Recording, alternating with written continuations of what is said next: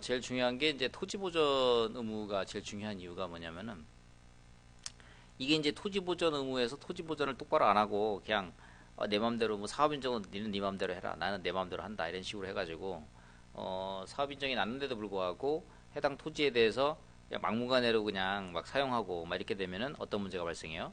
그러면은 하나도 보상을 받지 못하는 이런 문제점이 발생하게 됩니다.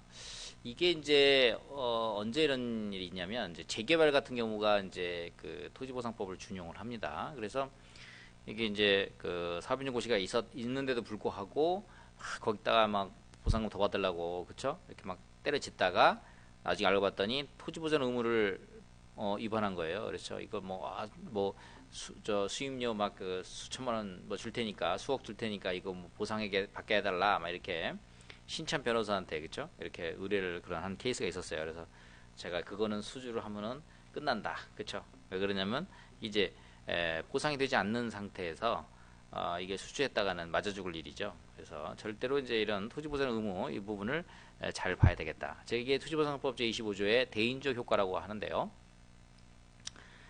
사업 인정 이후에 사업의 지장을 초래할 우려가 있는 형질 변경, 물건의 손괴 또는 수거를 하지 못하고요. 사업 인정이 고시된 토지의 건축물의 신축, 개축, 중축 또는 대수선 등의 행위를 하기 위해서는 시군구청장의 허가를 받아야 된다. 이렇게 보시면 되겠고요. 이에 위반한 토지 소유자 등은 이를 원상회복해야 하고요. 그 다음에 손실보상 된다 안 된다? 손실보상을 받을 수가 청구할 수가 없다. 이는 모든 사람에게 부과된 것으로 의무자의 범위가 토지 소유자나 관계인에 한정되지는 않는다. 이라고 보시면 되겠습니다. 자, 그 다음에 그 토지물건 조사권인데요. 자, 이거는 이제 사업 인정 고시 후에 사업 시행자 등이 시군구청장의 허가 없이 타인 토지의 출입이 이제 가능합니다. 앞부분에 이제 9조부터 이제 13조까지 보면은 허가를 받아야 타토출을 할 수 있죠. 타인 토지 출입을 할 수 있는데 사업 인정을 받게 되면 사업 인정의 효과로서 토지물건 조사권이 생기기 때문에 별도의 허가는 필요하지 않다. 이런 내용 보시면 되겠고요. 증표를 휴대하고 지시해야 되고요. 출입입 통지, 수인 의무, 일출 전 일모로 그러니까 해뜨기 전 해진 후 이런 데는 출입이 제한된다. 이런 내용이 있습니다. 자, 그 다음에 이제 보상 산정 시기의 고정입니다. 공용 수용으로 인한 손실 보상액 산정은 사업 인정 고시일 전의 시점을 공시 기준으로 하는 공시 지가를 기준으로 하도록 하고 있습니다. 그래서 실질적으로 이제 사업 인정 고시가 되게 되면 공시지가 기준 보상이 이루어지기 때문에 사실상 보상액이 일정에 이렇게 고정되는 그런 효과가 발생되게 되겠죠. 그래서 사업인정고시가 언제 되느냐가 매우 중요합니다. 즉, 그 사업인정고시가 언제 되느냐에 따라서 그 보상 금액이 정해지기 때문에 사업인정고시 시점이 매우 중요한 보상의 판단 기준 시점이다. 이렇게 보시면 되겠고요. 자, 판례를 한번 보겠습니다. 87로 395 판결. 뭐 최근 판례도 있는데, 자, 구토지성법이죠. 이제 토지보상법 통합된 건데, 제 14조에 따라 사업 인정은 그 일정한 절차를 거칠 것을 조건으로 하여 일정한 내용의 수용권을 설정해주는 행정처분의 성격을 띠는 것으로서 그 사업 인정을 받음으로써 수용할 목적물의 범위가 확정되고 수용으로 하여금 목적물에 관한 현재 및 장래의 권리자에 대항할 수 있는 일종의 공법상의 권리로서의 효력을 발생시킨다. 이렇게 나오고 있습니다. 판례에서는. 그래서 사업인정이 굉장히 중요한 의미를 갖는 거죠. 공법상의 권리를 취득하게 되는 거다. 이렇게 보시면 되겠고요. 자, 사업인정의 효과에서 신청서의 첨부 서류 및 도면에 관련된 이 내용도 한번 보시면 되겠고요. 앞부분에서 잠깐 살펴본 내용입니다. 자, 그 다음에 이제 사업인정의 효력상실 두 가지가 있습니다. 법령에는 사업인정의 효력상실의 두 가지 내용이 있는데 사업인정 고시일로부터 1년 이내에 재결 신청을 하지 아니하면 효력이 소멸되는 게 하나 있고 중간에 사업시행자가 하다가 이거 도저히 못하겠다 해가지고 이제 판치는 경우가 있을 수 있겠죠. 자, 이런 경우에 우리가 사업의 폐지 변경에서 24조에 규정되어 있는데 토지보상법 23조는 사업인정의 실효, 사업인정 기준 시점부터 1년이 경과하게 되면 사업인정이 실효되는 것이 첫 번째 쟁점이고요. 요거는 우리 토지보상법은 이제 1년으로 규정이 되어 있는데요. 다른 개별 법령에서는 사업 기간 내에 신청하도록 되어 있습니다. 그래서 뭐 짧게는 1년, 길게는 5년, 10년까지도 되는 경우가 있는데, 그래서 이런 이제 사업인정 실효 규정이 문제가 있다 그런 거죠. 일본의 이제 토지보상 수용법제에서는 1년마다 갱신을 하도록 되어 있어요. 그래서 만약에 사업인정이 1년 이내에 수용제가 신청 안 했다. 그러면 다시 이제 이걸 갱신을 하게 되면은 1년 후에 사업인정 고시가 또 되는 꼴이죠. 그렇게 되면은 우리가 이제 사업인정 고시 시점, 우리는 이제 수용제거 시점에서 협의나 수용제거 시점에서 보상평가가 이루어지는데, 일본 같은 경우는 사업인정 고시 시점에서 보상평가가 이루어집니다. 그래서 갱신이 됨으로 인해서 실질적으로 지가 변동률이라든지 이런 부분에 있어서 어떤 피수용자한테 좀 유리한 이런 내용들이 이제 반영이 되어 있는데요. 우리 법령은 협의랑 수용제거 시점에서 이렇게 된다는 점에 이제 차이점이 존재하게 됩니다. 자, 사업인정의 소멸, 성립상 하자 있는 경우에 무효 취소와 달리 성립상의 하자는 없습니다. 네, 철회 또는 실효 이런 것들이 되는 거죠. 자, 사업인정은 수용 목적 완성으로 당연히 실효하게 되는데, 그 외에 일정 요건 하에서 효력이 상실되게 되는 케이스가 바로 이 제도가 되겠습니다. 사업인정의 본래의 기능을 달성할 수 없는 상황이 발생한 경우에 토지 소유자 및 관계인의 권리를 보호하기 위해서 한 제도로서의 의미를 갖는다, 이렇게 보시면 되겠고요. 이게 바로 이제 토지보상법 제23조의 재결 신청 기간 경과로 인한 사업인정의 효력 상실 제도가 되겠습니다. 그러니까 사업인정 고시가 있었고, 이게 이제 사업인정 고시가 있고 이제 재결이 있는데, 이게 이제 1년 이내에 재결 신청이 들어가야 되겠죠. 재결 신청이 들어가야 되는데 어떠한 이유에서인데 이게 재결 신청이 들어가지 않는 경우에요. 그렇죠? 자, 그러한 케이스는 우리가 이제 사업인정 고시가 있게 되면은요, 토지 보전 의무가 존재하죠. 토지 보전 의무가 존재하기 때문에 어떻게 돼요? 피수용자는 거기 가서 뭐 아무것도 할 수 없어요. 농사 짓는 거 빼고는 뭐 아무것도 할 수 없어요. 원래 용도인 뭐 농지였다 그러면은 농사 짓는 건 할 수 있는데, 농사 짓는 거 빼고는 아무것도 할 수 없어요. 자, 그렇게 되면은 억울하잖아요. 그쵸? 그러니까 사업 인정이 실효됨으로 인해서 효력이 없게 되죠. 그러면 공정력이라든지 구성요건 조결력, 강제력 이런 것들이 없게 됩니다. 그러면 거기에 토지 보전 의무도 존재해야 안 해요? 존재하지 않죠.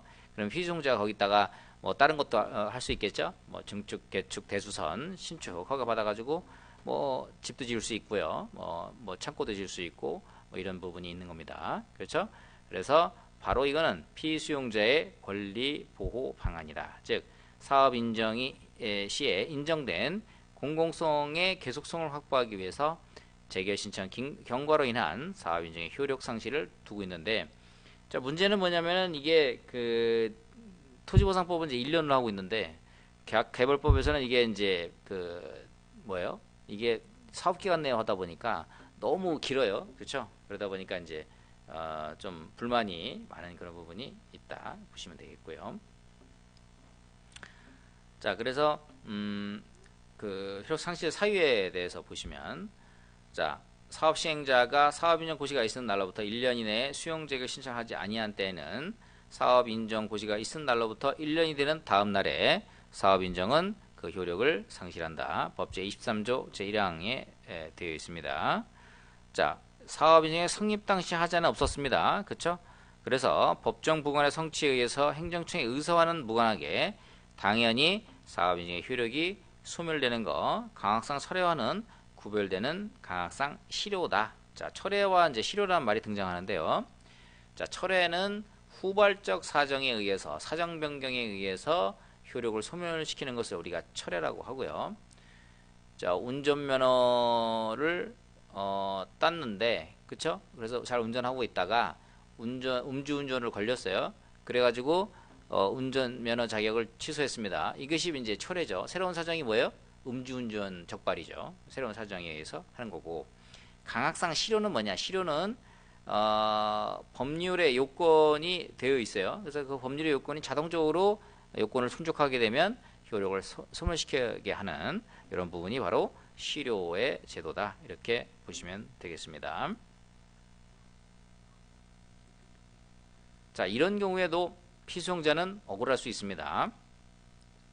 왜 그랬냐면 사업인정 고시가 있음으로 인해서 당사자는 해당 지역에 뭐 증축, 신축, 대수선 아무것도 할 수가 없었잖아요. 그래서 억울한 상황이 생긴 거죠. 자, 억울할 때 이 억울한 상황에 대해 그러면은 법령에서는 어떤 것을 예정하고 있느냐, 즉 손실보상을 할 수 있도록 하는 내용이 담겨져 있다. 자, 실효로 인한 손실보상이죠. 자, 보상, 손실보상 절차 등 사업시행자는 사업 인정이 실효됨으로 인하여 토지 소유자 또는 관계인이 입은 손실을 보상해야 된다. 이런 내용이 있습니다. 자, 이 경우 손실의 보상 청구권의 제척기관과 손실보상 절차에 관해서는 토지보상법 제5조 그쵸? 뭐 한 7항 6, 7 뭐 이렇게 해서 준용한다는 내용이 있는데요. 이게 뭔 말이냐? 이게 이제 손실보상금만의 재결이라고 할 수 있습니다. 자, 손실보상금만의 재결은 당사자가 협의하고요. 협의가 안 되면 재결 신청이 들어가는 그 부분이 바로 손실보상금만의 재결입니다. 안 날로부터 1년, 있은 날부터 3년 제척기간이 손실보상 청구권이고요. 모든 권리는 소멸합니다. 소멸시효가 존재하죠. 형법에서도 공소시효가 있습니다. 형사처벌에는 뭐 일부 그 아주 악상 범죄는 공소시효를 없애버리는 경우가 있죠.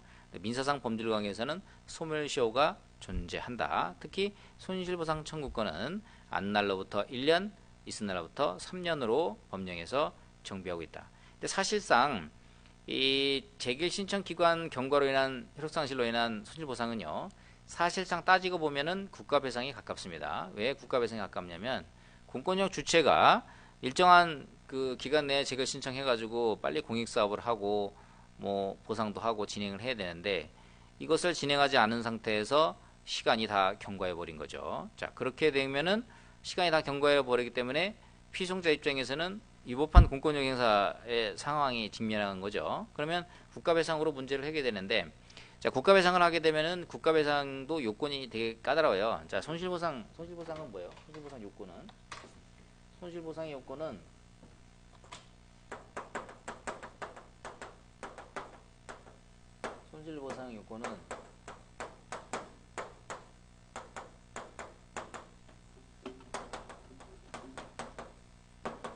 국가배상 요건.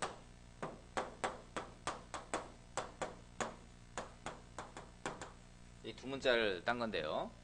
자, 손실보상 요건은 공공필요가 있어야 되고 재산권에 대한 침해고요. 적법한 공권력 행사입니다. 적법한 공권력 행사. 그 다음에 특별한 희생이 존재하고 보상 규정이 존재할 때 손실보상 요건이에요. 요건을 다 충족했을 때 이제 보상이 되는 거고, 국가배상은 자, 공무원이 직무를 집행하면서 고의 또는 과실이 있고요. 그 다음에 위법이 있고, 그 다음에 상당한 인과관계에 있고, 손해가 발생했을 때 이 국가배상 청구권이 발생되는데, 이 국가배상 보면은 이거 요건 다 입증해야 된단 말이에요. 손실보상은 여기서 특별한 희생하고 보상 규정만 있으면 여기 웬만한 거는 뭐 다 되니까 이 두 가지만 충족이 되면은 보상이 되는데, 이 국가배상은 공무원이 직무집행하면서 그 고의과실, 그 다음에 유법, 상당한 인과관계, 손해 발생 이런 것도 전부 입증해야 됩니다. 그렇죠? 입증 책임이 뭐예요? 법률요건 분배설입니다. 주장하는 자가 이제 입증하는 건데 상당히 어려움이 따르게 되는 거죠. 자, 이런 부분을 토지보상법은 해결하기 위해서 손실보상 규정으로 두고 있다. 이렇게 보시면 되겠습니다. 자, 손실보상 절차 좀 더 세부적으로 보면 손실보상은 손실이 있는 것을 안 날로부터 1년이 지나거나 손실이 발생한 날로부터 3년이 지난 후에는 이를 청구할 수 없다. 제척기간이라고 했습니다. 그 다음에 손실보상의 절차는 사업시행자와 손실을 입은 자가 협의해서 결정을 하고요. 그 다음에 협의가 성립되지 아니한 때는 사업시행자 또는 손실을 입은 자는 관할 토지수용인의 재결을 신청할 수 있다. 이렇게 되어 있습니다. 그래서 재결 신청권 원래 보통 재결 신청 청구권은 피수용자에 있고 재결 신청권 일반적인 수용과 보상에 관련된 내용의 재결 신청권은 사업 시행자에게만 있다는 것이 이제 우리 토지보상법제의 일반적인 태도인데, 여기서 손실보상금만의 재결인 경우에는 피수용자도 재결 신청을 할 수 있다, 이렇게 보시면 되겠습니다. 자, 토지보상법 제24조 사업의 폐지 변경입니다. 요거는 일반적인 좀 철회와는 달리 사업 시행자가 자기가 사업을 하다가 중간에 판친 거예요. 이거 어떻게 해야지? 폐지돼, 전부 또는 일부를 폐지하고 변경할 필요가 있는 거죠. 자, 이런 경우에도 사업 인정의 효력을 상실시킴으로 인해서 피수용자의 권리 보호를 해줄 필요가 있지 않느냐, 이런 내용이 되겠습니다. 사업 인정 고시가 있은 후에 사업 시행자의 판단에 따라 사업의 전부 또는 일부를 폐지하거나 변경할 필요가 있는 경우, 그쵸? 사업의 전부 또는 일부를 효력을 상실시키는 그런 내용이 되겠다. 근데 이제 이거는 고시를 해야 효과가 발생됩니다. 그래서 요거는 성립 당시에는 하자가 없었지만 새로운 사정의 발생으로 인해서 행정의 효력을 소멸시키는 거죠. 강학상 철회의 성격이 있을 수 있는데, 이 문제는 이게 행정청인 국토부 장관이 그거를 없애버리는 것이 아니고, 사업 시행자가 자기가 중간에 전부 또는 일부를 폐지함으로 인해서 어떻게 돼요? 자기가 시도지사에게 신고하고 시도지사가 이제 관부에 고시함으로써 효과가 발생한다는 점에서 일반적인 철회와는 조금 성격이 다르다, 이렇게 보시면 되겠습니다. 자, 이거는 사업 폐지 변경안 고시를 해야 되겠죠? 국토부 일반 시도지사가 해야 되고, 변경 고시로 인해 편입에서 제외되는 지역의 토지 등에 대해서는 사업 인정의 효력을 상실시키는 이런 부분이 있고요. 그러나 처음부터 편입됐던 지역의 토지 등에 대해서는 사업 인정의 효력은 그대로 유지된다, 이렇게 보시면 되겠습니다. 이것도 폐지 변경으로 인한 손실보상 규정을 두고 있는데요.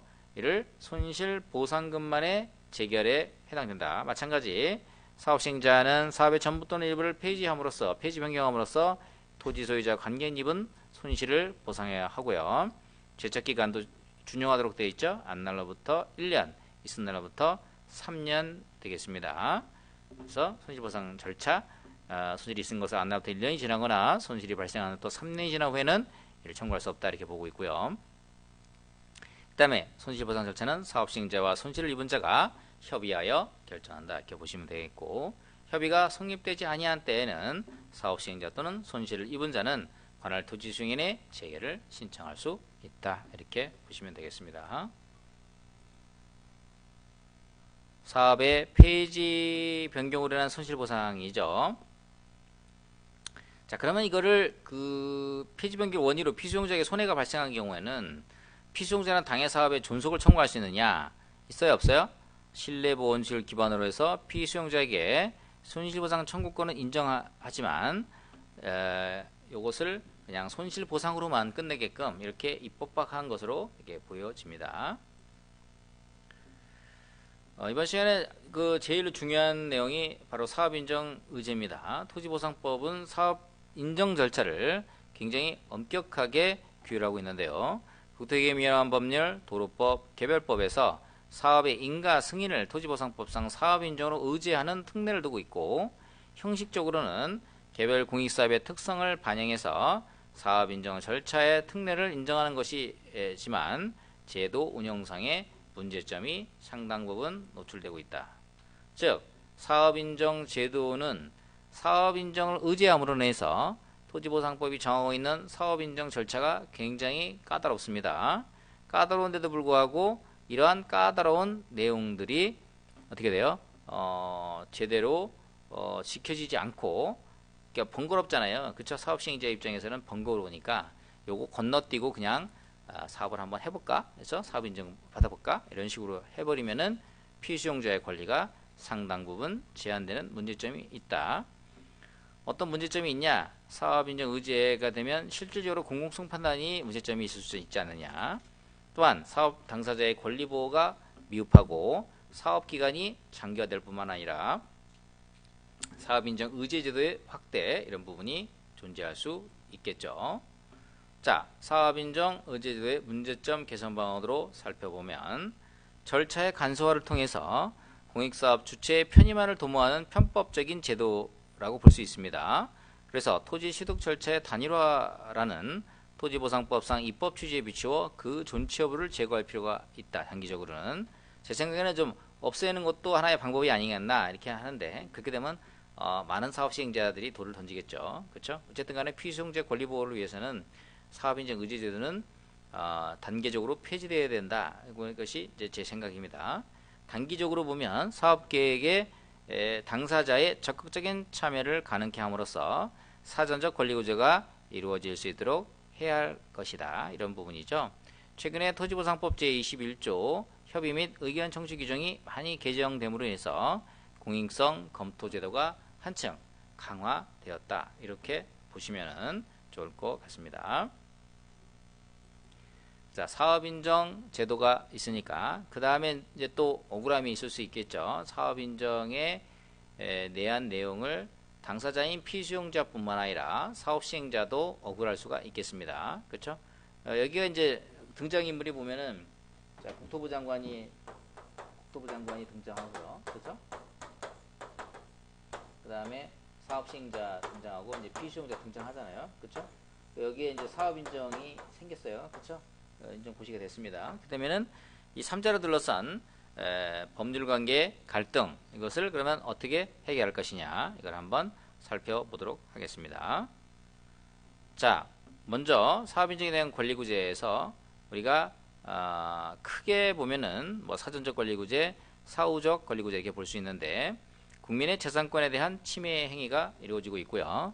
실질적 법주주의 관점에서 권리구제 문제점이 양산되기 때문에 사전적 권리구제와 사후적 권리구제를 검토해 볼 수가 있는데요. 사전적 권리구제에서는 여기 여러분들 그 PPT 보시면 주로 이제 의견 청취 받는 이런 부분들이 있겠죠. 근데 사후적인 거는 이제 주로 행정 쟁송 제도라든지 손해 전보, 돈 주는 겁니다. 그러니까 쟁송을 통해서 공정력을 깨는 게 이제 일차적으로 하나 중요한 판단이 될 수가 있겠고, 공정력을 못 깬다 그러면은 돈을 이제 집어주는 방법이 하나 있겠죠. 자, 사전적 권리구제 측면에서는 사실 그 뭐 사업 인정하고 수용지역을 하자쓴 게 인정되지 않는다, 뭐 이런 판례들이 있습니다. 그래서 상당히 이제 사정 판결 가능성도 있고, 그래서 상당히 그 한계점이 있는데, 결국은 토지보상법은 공익성 판단의 적정화와 이해관계인의 조절을 위해서 협의 및 의견 청취 절차를 좀 더 강화할 필요가 있지 않느냐.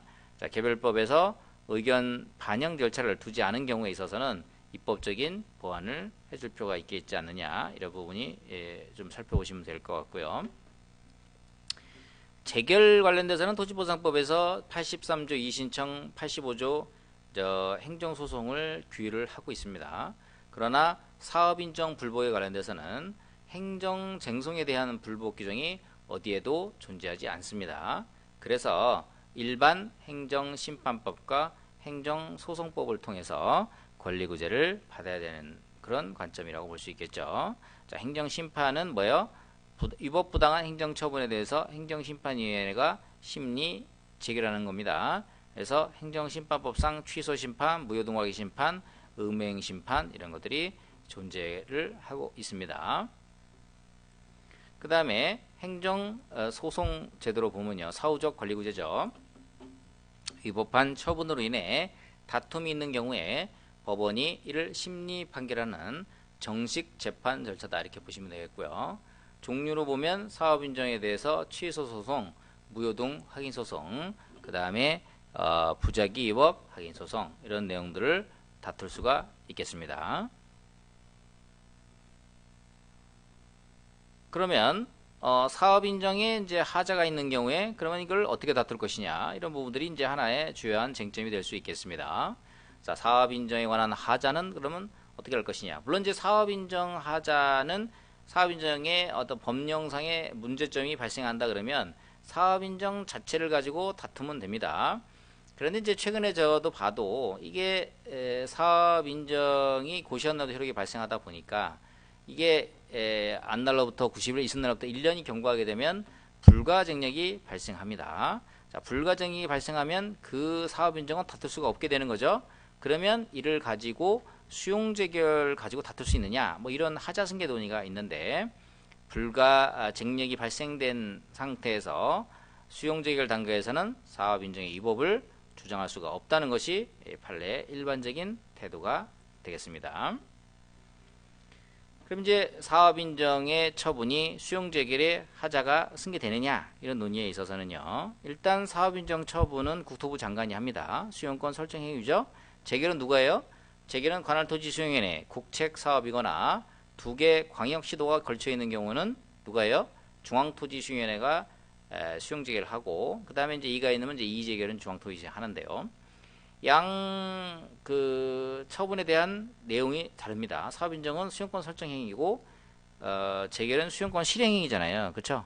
그래서 전통적인 판례와 학계에서는 1년의 행정작용을 함에 있어서 선행정 위법이 행정 하자가 승계되기 위해서는 1년의 행정작용이 동일한 법률 효과를 지향을 해야 하자 승계가 되고 별개의 법률 효과를 지향하게 되면 하자 승계가 되지 않는다는 것이 판례의 주류적인 태도다 이렇게 보시면 되겠습니다.